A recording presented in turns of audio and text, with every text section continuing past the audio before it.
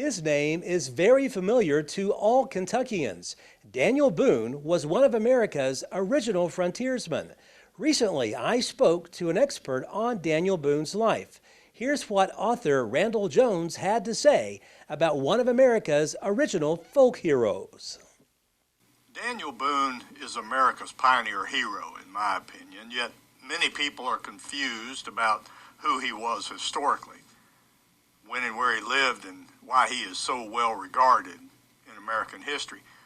And that is certainly understandable because I find that his real life story has been obscured and distorted by a great deal of mythology and legend during the last 2 centuries.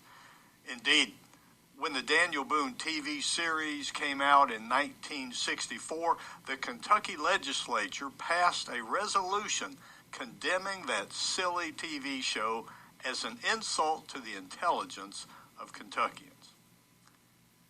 Now, the real-life Daniel Boone was born in Pennsylvania, northwest of Philadelphia, in 1734, when George Washington was just 2 years old, as a point of reference.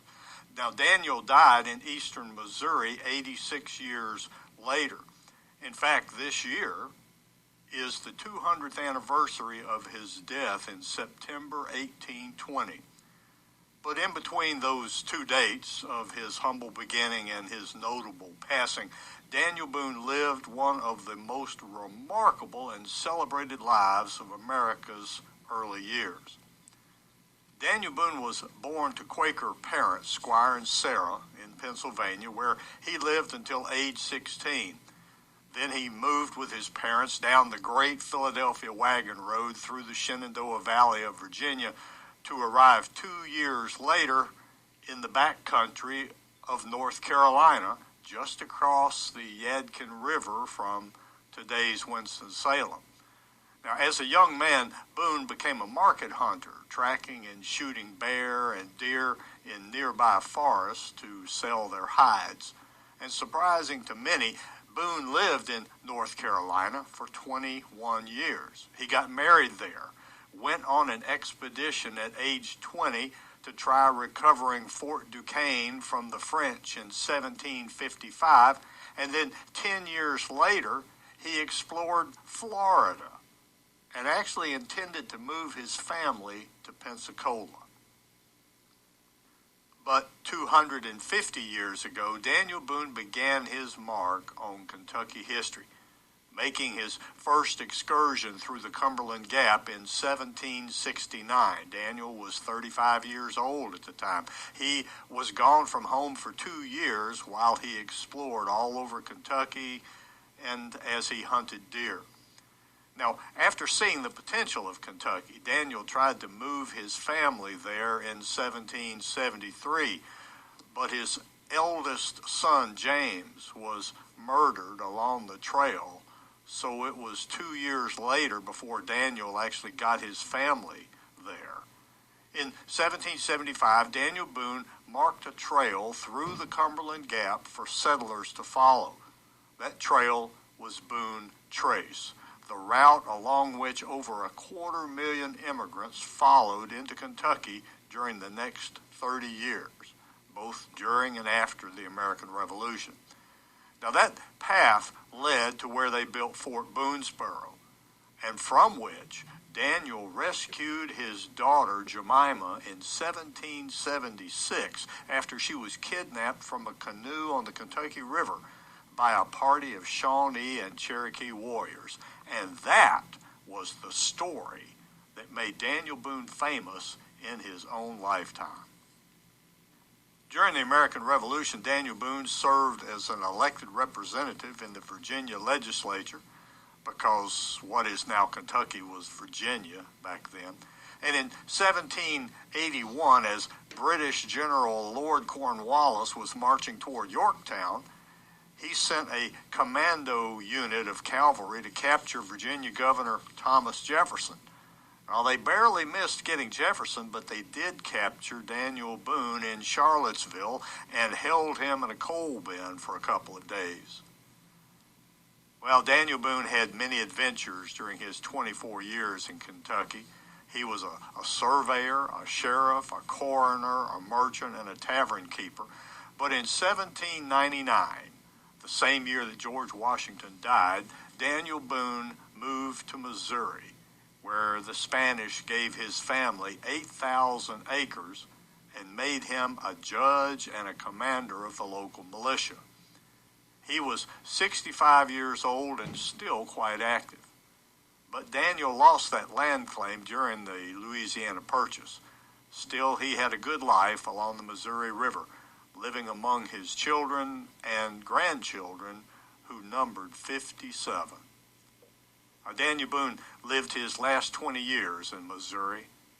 Outliving his wife Rebecca by 7 years, he was buried next to her near today's Marthasville in 1820. But 25 years later, some folks from Kentucky came out to Missouri and dug up the couple's remains, reburying them in Frankfort, Kentucky in 1845. But the question remains, did they get the right body? So even 200 years after his death, nobody knows for sure if Daniel Boone is buried in Missouri or Kentucky.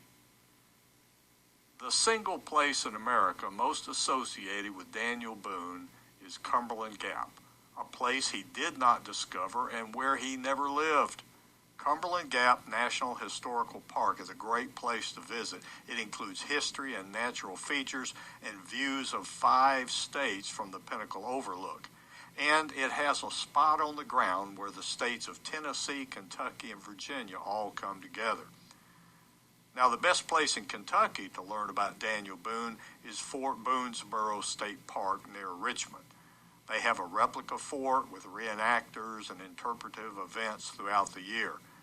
You can even visit there, the site of the original fort along the Kentucky River, and learn about recent archaeological investigations that reveal something about life in the fort during and after the American Revolution. In between Cumberland Gap and Fort Boonesboro lies the route of Boone Trace, which the nonprofit organization Friends of Boone Trace regards as that little road, the single most historically important route in America commemorating America's first westward movement. Maps and information are available online from the Friends of Boone Trace, and you can watch a video on YouTube called Following Boone Trace. It's the story about one man's walk along the 200-mile Boone Trace just a few years ago, following in his 5th great-grandfather's footsteps, as well as those of Daniel Boone.